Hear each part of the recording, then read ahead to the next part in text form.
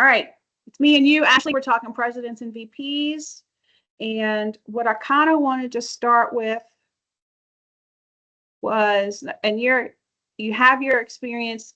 Was it all 3 years as president, or what positions have you held? Well, what happened was the first year I was supposed to be VP, and then our president quit. So I was pushed into the president role, and this is my third time. Okay. So I want to start real quick, and this might be a little redundant for you, but for the others, I need to move my thingy. And that is to just do a quick overview of our website. And as we're going through it, if there's anything from your end where you're like, I can't find this, or I don't like that, whatever. I love feedback. So jump in and let me know. LouisianaPTA.org is our main page. We have the 6 main menu items up top. We have our blog, which is just the leader notes that are posted that go out to everybody, that's emailed to all the leaders, but you can also go back and look at, they've been up here for a year now, so you can go back and look at all the past things, see if you've missed anything. We have our board link. Why is that not going away? Which has information about what Louisiana PTA does, our board info and emails, our bylaws, and the toolkit for Louisiana PTA itself. We have a link to the calendar in a couple different views. We have our general membership meetings page where I post the agenda and minutes and past reports, the financial review. We have a history page. Louisiana PTA is 103 years old this year, and National PTA is 127 years old, I believe. And so this goes through a little bit of that history. We have the register with Louisiana PTA. So this is for all local PTA leaders to register with us. And then the final link on that one is Shop PTA, which is the PTA store where you can customize your merch and order things for your PTA. Under Run Your PTA, we have affiliation. So this is going to be the 7 things that are now required for the affiliation report. It is submitted through GiveBacks, which I might jump into separately, but we'll hold off on that for now. No, we're not. I'm going to go ahead and do it.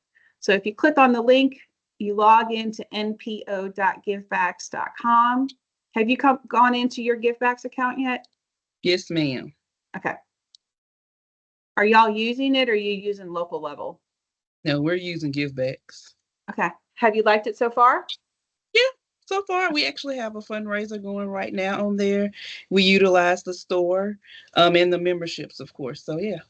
All right, great. I've heard for those that are using it that they've actually really liked it. So for affiliation, if on the left side you come over to compliance, mine's going to look a little different. We'll just pick up a local. We'll go to AC Steer as an example. You go under compliance and then submit forms, and the 7 reports will pop up for affiliation. You click on submit form and enter the information for each report and possibly upload files. So that's affiliation. And then the other details on our affiliation page. I have another link for the blog here that we already did.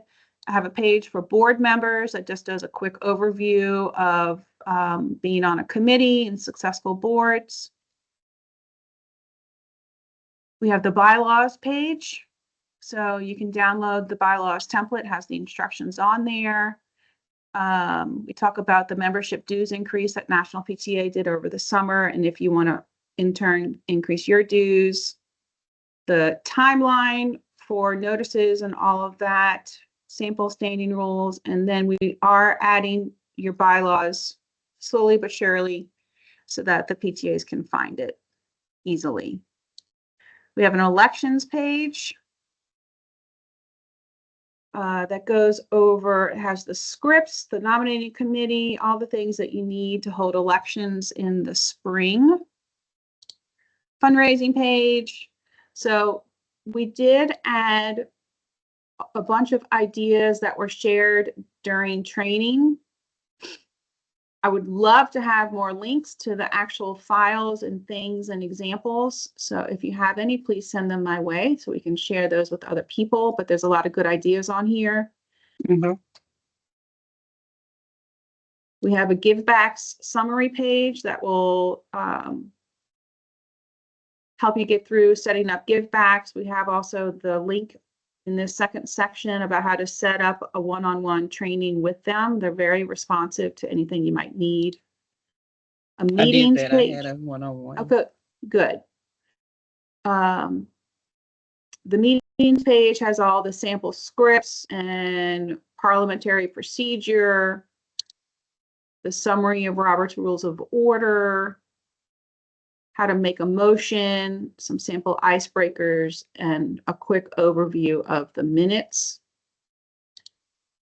We have the president's page, which is basically look at everything on the entire website, navigating to a bunch of pages on the website, some additional operating guidance, the toolkit for the entire toolkit, and then the president's toolkit. Mm-hmm.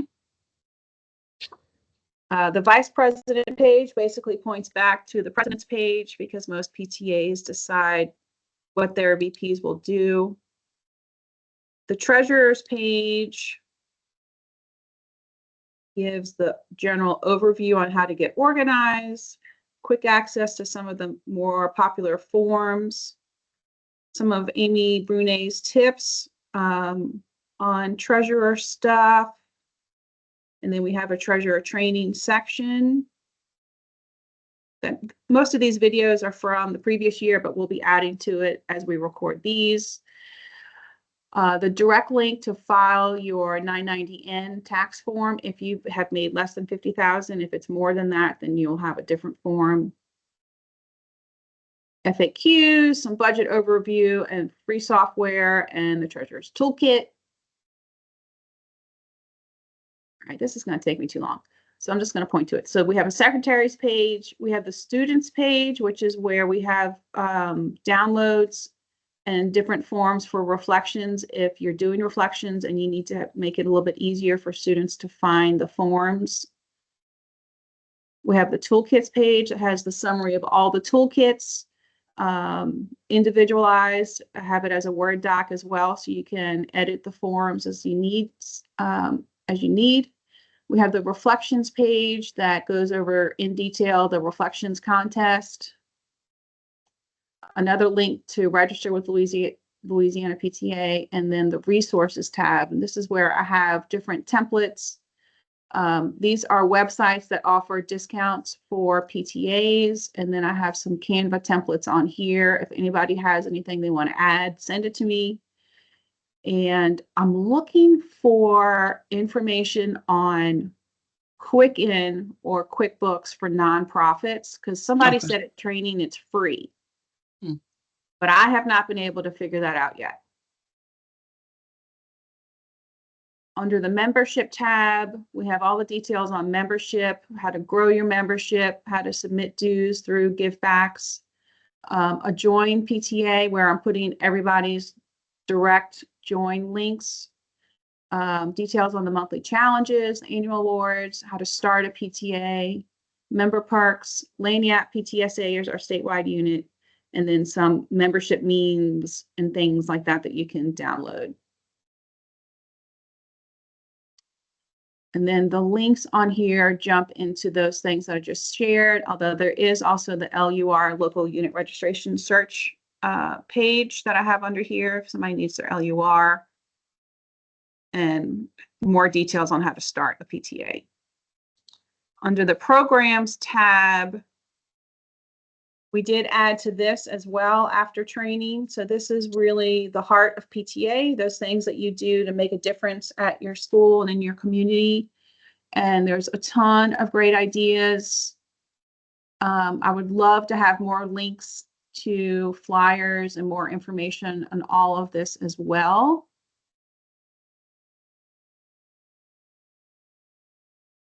We have an advocacy page. We have the awards, the different awards that we give out for membership and volunteer of the year.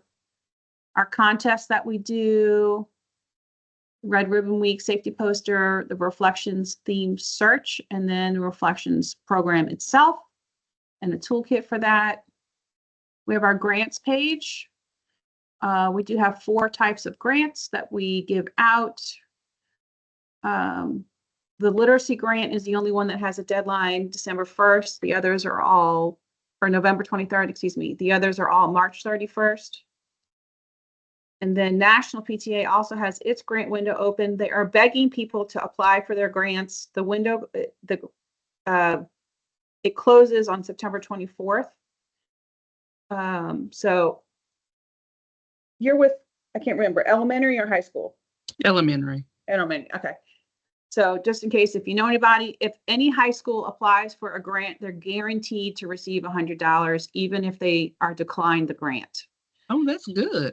Yeah, so that's for all high school PTA, PTSAs. Super easy to apply for those grants, and are really, they actually just sent us National PTA. Louisiana has had 0 national PTA grant applications. So we got to increase that number. Other grant writing tips, etc. We have a link on family engagement and how to better that at your school and community. Healthy Minds page. We have the reflections linked here again, and then a page for special education and how to sort of spend a little bit more intentional time on assisting the special ed population in your school. The Learn tab has our training information and the different links and videos and documents. There's a national PTA training source that's available to everybody. The resources linked again, and the toolkits linked again. And then under partnerships, we have Friends of Louisiana PTA, mission partners, and vendor for our trainings that we do. So getting into the meat and potatoes of it now. So we covered the website. Knowing your leadership skill, the type of leader that you are, can really help you become more effective and more well-balanced. If you're more of a technical leader, you can sort of work more on becoming a people leader. The conceptual leader is the person who always has the big ideas and usually doesn't act on those ideas. They get they motivate other people to fulfill those ideas. But spending a little time knowing where you are on that range. Conflict management. So some of us have to deal with this a little bit more than others, but just sort of how to handle yourself in a gracious way where you're not contributing to the heat, but lessening it and handling people that might come up. Always looking for the next board members, finding people, signaling, pointing them out, and really asking them to step up and join. The Dignity Index is an interesting way to sort of maintain the most effective way for you to communicate with people. And it ranges from being contemptuous to being dignified, and to make a real effort at treating people with dignity. And we talked a little bit about programs and fundraising. Membership is really important when it comes to PTAs. We are a membership-based organization.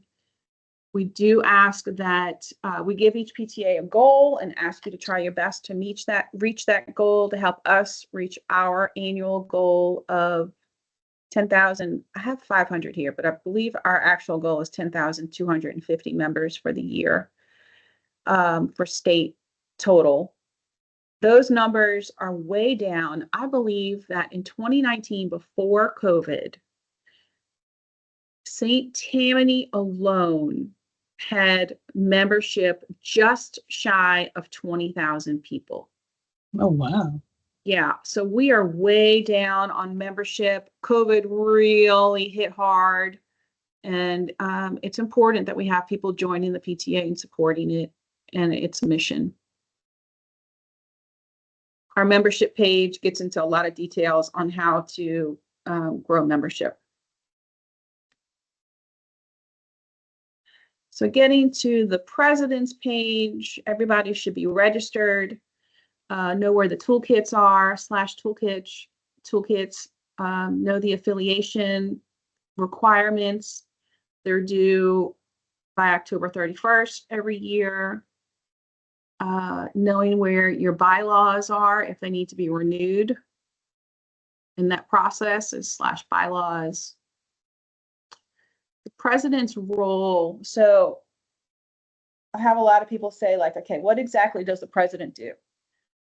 The answer is yes.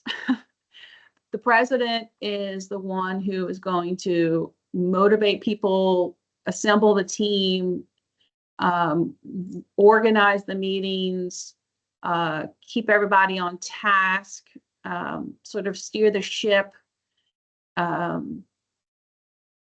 work with the principal to coordinate with the school and what the school needs, have that open relationship, and as well as doing like the behind the back house legal part of having a nonprofit, making sure that all of that is met with the affiliation requirements, being a diplomat,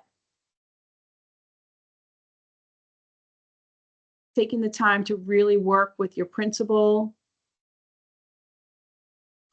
knowing at least the financial basics for nonprofits, going through the treasurer's toolkit, working with the treasurer to make sure all of the expenses are documented, having those monthly reports at every meeting is super important so that everybody knows how the money is spent and tracking it all and making sure that it follows the budget. PTAs get into trouble if this is not done. So it's probably like number one on avoiding trouble. There's a difference also between bad bookkeeping and fraud. We don't want either one, but if you have good bookkeeping, you're going to avoid even the threat or appearance of any kind of fraud going on. You want to always put PTA brand on everything that you do so that people know it's coming from you and not just from the school. How to hold effective meetings. So robertrules.org. No, it's .com. I have that wrong right there. Has the parliamentary procedure on how to run meetings so that they are sort of diplomatic and everybody's voice is heard and considered. It isn't just one person making a decision and moving forward without consulting anybody. So I just had the question asked for me, how long should a meeting be? How much detail from each committee is shared? And so like how you set up the agenda, how do you stay on schedule? How do you keep people from not veering off topic or getting into the weeds too much in what they are talking about? So a good meeting length is an hour. If you have a really big PTA, then it might be a little bit longer, and that would certainly be understandable. You want to respect people's time constraints. And so if you know ahead of time that somebody has to leave early or right at an hour, then maybe they would talk beforehand. You want to have an organized agenda that lists out everybody that's authorized to talk at the meeting, for committee chairs. At any meeting, so even at a general membership meeting, a person just can't walk in and start talking and take the meeting over. They have to be listed on the agenda and given that authority to speak. Because it's a really controlled setting. It isn't just open to anybody to come in and take it over. But then also sort of letting your board know at the meetings normally don't have too much discussion in things that are decided, but more of a report on what has been decided. There'll certainly be times when you need to have that discussion and you want it before the whole board. Just be aware of your time and how much you're giving to that one committee or whatever it is that you're discussing. Unanimous consent is something that you can use when you're passing a motion that is probably not going to have any objection against it. So you can sort of shorten the process by just saying, by unanimous consent, I'd like to make a motion that XYZ. Do I have a second? And then you just ask, is there any objection? So if there is none, hearing none, the motion passed by unanimous consent. So you don't have to do the back and forth of all the yays and all the nays.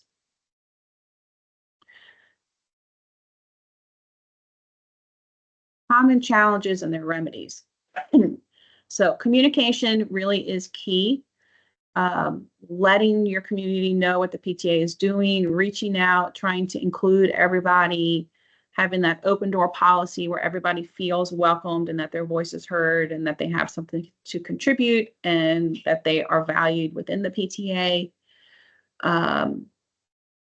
Social media posting, working with the school so that it's done in a way that works with the principal.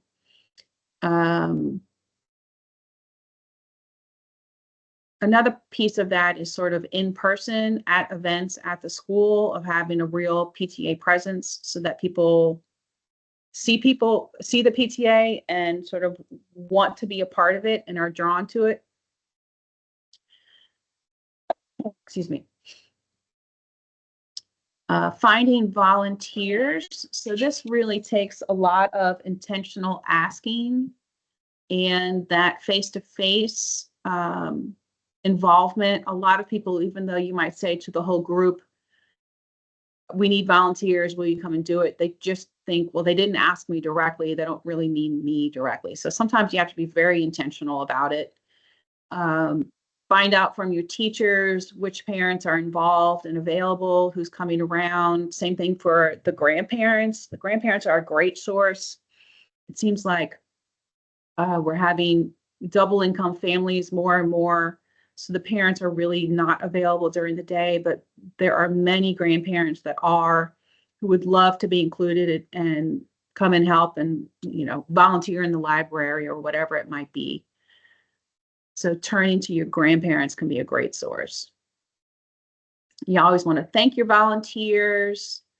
You can get the community involved. I was in a meeting the other day and somebody was talking about how banks are required, especially if they're located in a lower to mid moderate income area, to do community outreach. So seeing if you can get your banks to sponsor you or whatever it might be. There's all kinds of businesses, and really turning to them, not only for a volunteer, but also for sponsorships or involvement, financial contributions, or maybe they donate items, whatever it might be. Increasing membership is also to continue to ask. The best thing is to have that PTA welcome packet that goes out on that very first day of school. If you don't get it out then, or even if you do, that you need to keep asking. So find out from your principal how often you can reach out to ask the families to join PTA. You want to clarify that joining PTA does not mean you have to volunteer, and volunteering also does not mean that you have to be a PTA member. You can reach out to the community to become a PTA member, maybe give them a special little placard that they could put in their window. Affiliation, if you have any issues with affiliation, not waiting till last minute is best. If you have any issues or need help, you can email affiliation@louisianapta.org, and Philip will help you out with all of that. Burnout. So sort of pace yourself, give yourself days where you do not do PTA. Always put your family first. Maybe take Sundays off. Keep it fun. I know for me, this is my 18th year, I think, of doing PTA. And I've done it because it's fun, because I like the social part of it. And I like being able to contribute, make a difference, be involved in my kids' education. My youngest just graduated from high school, so I currently have no kids in the undergrad area. But when it wasn't fun, I've had times when it wasn't fun, and it was usually a personal conflict kind of area that I just needed to sort of get boundaries and not take that difficulty personally and just sort of box it off and handle it in a way that let me continue to have my fun. And then difficult people sort of rolls into what I was just talking about, sort of setting boundaries and not giving them that sort of power over yourself, and really maintaining that independence. So fostering the culture of PTA. So this is really just sort of all of those things that we've been talking about, including the community, your parents, your families, your grandparents, the neighbors, and emphasizing what it is that you're trying to do at the school, the difference it's making, the outreach, the different programs, and to get them to support and back you, because you can't do it alone. So the other things is going into the other treasurer and other areas that we don't need to go into right now. So, oh, hi, Mackenzie. I didn't even know you jumped on. Hey, how are you? Sorry. Good. So I have said a whole lot. Do y'all have any questions? What are you sort of thinking? What are you struggling with?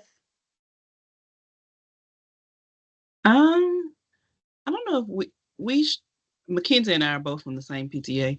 I don't know if I'm per se it's struggle. I'll just say our parents lack enthusiasm to volunteer.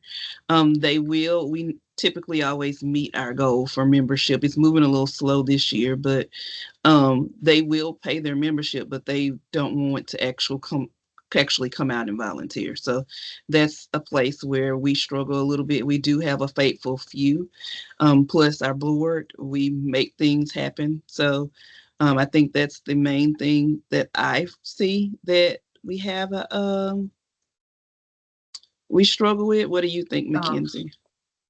I would definitely agree with that. I think we have a lot of the same parents that do, well, I shouldn't say a lot. We have very few parents that agree to help us. And it's usually the same ones. And we don't get a lot of new folks that are interested in coming to help. I've seen at different schools, and my kids have been at different schools, where like they send out a little thing at the beginning of the year. Would you rather help us personally and come in and volunteer, or would you rather give us more money? And I don't know if people have that mindset, like, oh, I paid my dues, they don't need anything else from me, you know? Have y'all asked about grandparents? We do have actually a couple of grandparents that volunteer regularly, and a few new ones this year from our new pre-K kindergarten kids, that are very enthusiastic about coming to volunteer, as well. But yeah, we do utilize grandparents when we can. Okay. One of the things that I did was I put on my volunteer membership form, which was sort of the same form, asking for grandparents. Like, is there a grandparent that you want to, for volunteer, to specifically sort of point them out? And then do y'all do room parents? We do room parents, but it's not through the PTA, it's through the school. The school houses the room parents. And even I've been a room parent, and it's still very lackluster. And yes, they volunteer to be a room parent, but some of them don't do much. And even I think Mackenzie has been a room mom last year, and I remember it may have been her or somebody else saying that even when they asked the room parents ask parents in the classroom to donate items, they don't get it. Not getting much. Yeah, that's absolutely true. I've been a room mom for 2 years or 3 years in a row now, and it is very hard to get for parents to even send a pair of socks for a Christmas gift exchange, that kind of thing. So, Mm. and I don't know if it's, I don't know. I don't know why. Hmm. But I know like the night before the party, I'm going out and buying 14 pairs of socks for our 18 kid classroom because only 4 parents sent in, like that kind of thing. Right. It is hard. And I think there's something like there's a shift before and after COVID for how much people have to give beyond their day-to-day need, requirements that they have to do. And volunteering and that involvement really took a hit. And it's really hard to get them back. But with those little ones, usually you have more involvement with those kindergarten, pre-K. That's where you have the most, and then it declines. Yeah, because we had Grandparents' Day last week, 2 days, last week, Thursday and Friday. And it was a full house of grandparents. And I guess, now thinking back on it, we missed the opportunity there. Maybe handing out some flyers about volunteering to those grandparents. So we'll have to figure out a way to go back and try to capture some of the more grandparents that may be available and retired and looking for things to do in the daytime. Yeah, that's also a great place to get memberships. We did, Yep. When my kids were younger, we would do grandparent bingo, Mhm. and we'd get 100 memberships, on the spot. And then also ask them to sign up to continue to volunteer and come around. Maybe it's worth doing a second event, maybe, In February. the spring. Yeah. Maybe we do something, with our calendar, we plan our calendar in the summer, but that is something to think about, maybe doing a spring grandparent something. Maybe it's a bingo, but because it's tricky on not having to involve charitable gaming, but maybe we find something that the grandparents can come up and do with the kids, and then we can do something that may be a good option. It's free bingo was the way that we did it. And we had cookies and lemonade and coffee. So you can certainly do free bingo Mm-hmm. and have prizes. Or if you want to charge $5 or something like that, then it's sort of a donation to the PTA. It's not to play bingo. So you don't run into any kind of gaming question marks. I wonder, I'm just brainstorming, could you charge $10 and that $10 just actually goes to their membership? Yeah, however you want to do it. There may be an idea, we have a bingo and it's $10, but we're saying it's for bingo, but really it comes with a free membership. Right. What do you think about that, Mackenzie?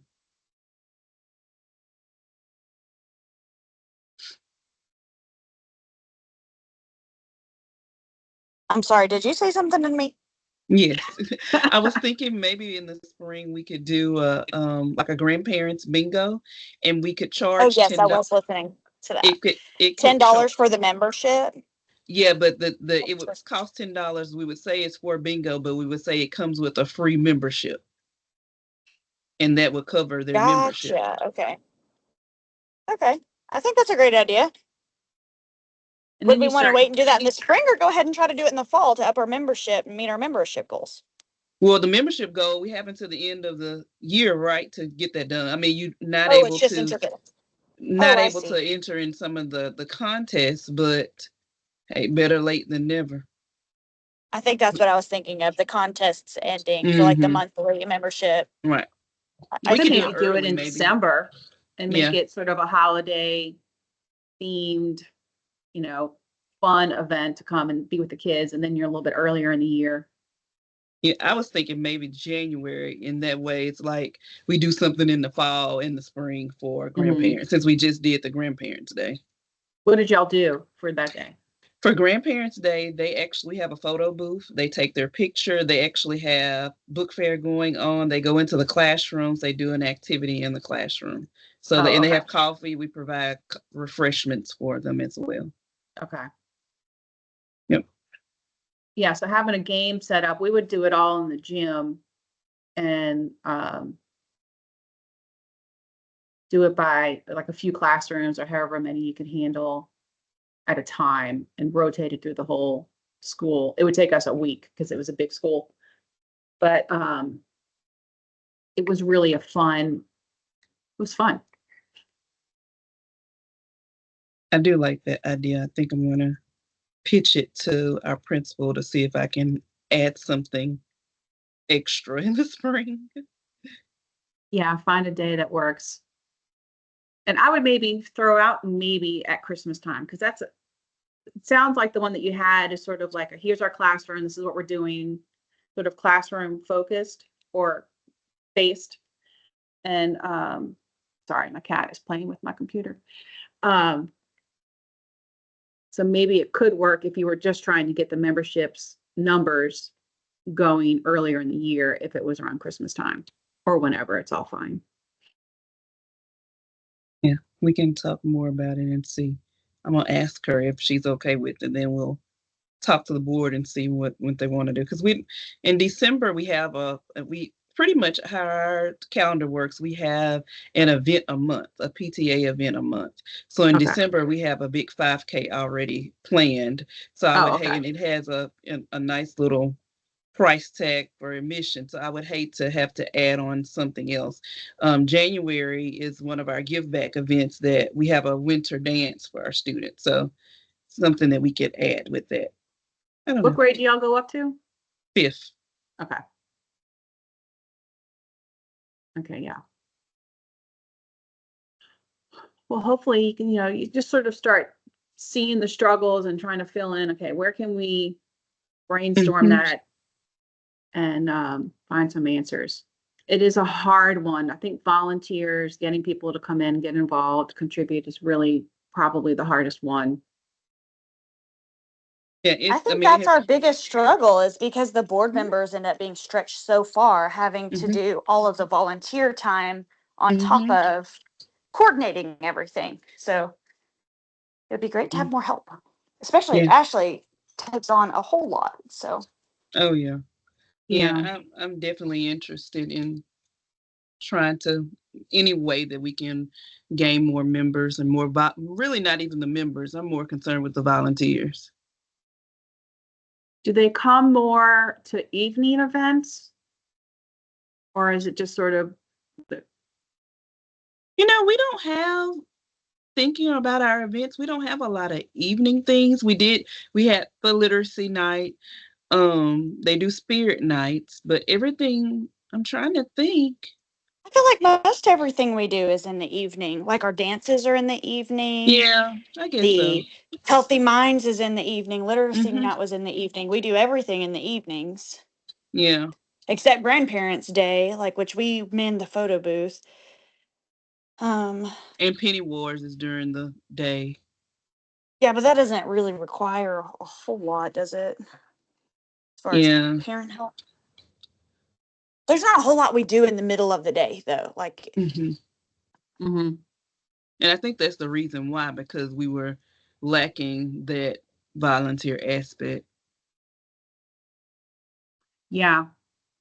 Keep begging. Our fall auction, everything's in the evening in the fall.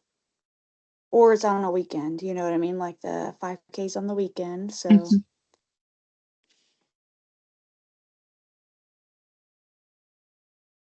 Well, it sounds like y'all have a lot going on. So you're doing a good job. You're figuring it out. Yes, doing good over there. All right. Well, if y'all have any other questions, if not, we can cut it short a little bit. Okay. I don't have anything. Think of anything.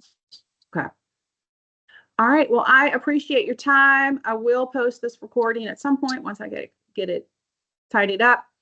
And let me know if y'all need anything else. Thank All you. right. Sounds good. Thank All right. you. Thank you. You're Sorry I welcome. was late getting on. My plans went awry this morning. So I'm glad y'all were here. You got all my time and attention. Thank you. Thank you. Bye-bye. Bye-bye. Thanks, y'all. Bye.